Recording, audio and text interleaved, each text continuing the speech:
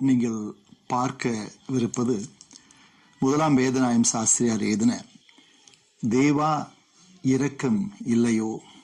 அநேகருக்கு பிடித்தமான ஒரு கீர்த்தனை பாடல் இது. 1849ஆம் ஆண்டு வேதநாயகம் சாஸ்திரியால் எழுதப்பட்டது. அந்த நாள்ல பாருங்க, சாஸ்திரியோடைய வீட்டுல ஏறத்தாழ 30 பேர் இருந்தாங்க. அவருடைய மனைவி, மக்கள், வேலை செய்து கொண்டிருக்கிற பணியாளர்கள், அவருடைய மாணவர்கள், இப்படி எல்லாம் சேர்ந்து கிட்டத்தட்ட 30 பேர் ஒவ்வொரு நாளும் சாஸ்திரி வீட்டுல தங்கி சாப்பிட்டு வருவாங்க. நம்ம இப்ப சாப்பிட்றது போல சாப்பாடு அந்த நாட்கள்ல கிடையாது. சாஸ்திரி அவ்வளவு வசதி படைத்தவரும் அல்ல, வறுமை உண்டு. ஆகவே 30 பேருக்குமே அவர்கள் ஒவ்வொரு நாளும் சமைத்து சாப்பாடு போட்டு சாஸ்திரியார் தன் குடும்பத்தை நடத்தி கொண்டு வர்றார்.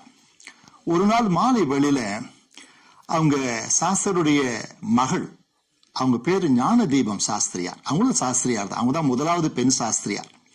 அந்த ஞான தீபம் இந்த நாளின் மாலை வேளையில அப்பாட்ட வந்து சொல்றா, ஐயா, இன்னைக்கு ராத்திரி நம்ம யாருக்குமே சாப்பாடு இல்லை, கையில காசும் இல்லை, என்ன செய்யுதுன்னு சொல்லி தெரியல, எல்லாரும் உபவாசம் பண்ணி ஜெபம் பண்ணி இன்னைக்கு மட்டும் தண்ணீரை நல்லா குடிச்சிட்டு படுத்துக்கிடலாமா என்று மிகுந்த துக்கத்தோடு அந்த சின்ன பிள்ளை கேட்கிறார். அப்படியாமா, நீ ஒன்னும் கவலைப்படாத, நான் அந்த மரியாள் மகன்கிட்ட பேசிக்கிறேன் அப்படின்னு சொல்லிட்டு அவர் என்ன செஞ்சார் தெரியுங்களா? தனிமையில போறார், முழங்கால் படியிட்டு கண்ணீரோடு அவர் ஜபிக்கிறார். ஜபித்து ஏதின அந்த அருமையான கீர்த்தனை பாடல்ல ஒரு கவி விதமாக வருகிறது.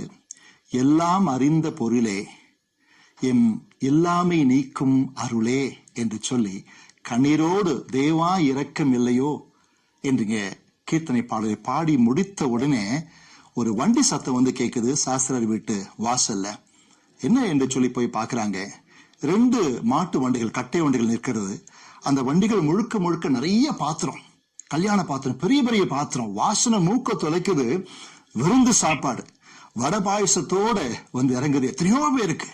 அந்த வண்டிக்காரன் குதிச்சு கீழே இறங்கி சாஸ்திரியார் பார்த்து சொல்றான், ஐயா, நீங்க தான் சாஸ்திரியார்? ஆமா, நான் தான் சாஸ்திரியார்.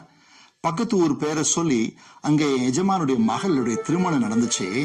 வர வேண்டிய அநேகர் வரல, திருமண விருந்து சாப்பாடு மீந்து போச்சு. என் எஜமான் சொன்னாரு, பக்கத்து ஊர்ல சாஸ்திரியார்னு சொல்லி ஒருத்தர் இருப்பாரு, அவர்கிட்ட போய் என்னுடைய அன்பளிப்பா நான் கொடுத்ததா இது கொடுக்க சொல்லு என்று சொல்லி என்ன அனுப்பினாரியா, அப்ப நான் வரட்டுமா என்று சொல்லி அவன் அத்தனை அறுசுவை உணவோடு கூடிய விருந்து சாப்பாட்டு பாத்திரம் அத்தனை வைத்து விட்டு அவன் புறப்பட்டு செல்கிறான். எல்லாரும் அதிர்ச்சியாக, அதே சமயத்துல மகிழ்ச்சியோடு சாஸ்திரியாரை பார்க்க சாஸ்திரியார் சொன்னாரு, இன்னைக்கு நம்ம மோசமான சாப்பாடு சாப்பிடக்கூடாது என்பது கர்த்தருடைய சித்தம். ஆகவேதான் கையில காசு இல்லை, பொருள் ஒண்ணுமே இல்லை, நல்ல சாப்பாடு, விருந்து சாப்பாடு சாப்பிடுறது ஆண்டவருடைய சித்தம். ஆகவேதான் இன்னைக்கு விருந்து சாப்பாடு அனுப்பினார் என்று சொல்லி அத்தனை பேரும் சேர்ந்து கர்த்தருக்கு நன்றி செலுத்தி விட்டு அந்த சாப்பாட்டை பாடினாங்க. தேவா இரக்கம் இல்லையோ என்கின்ற கீர்த்தனை பாடல்.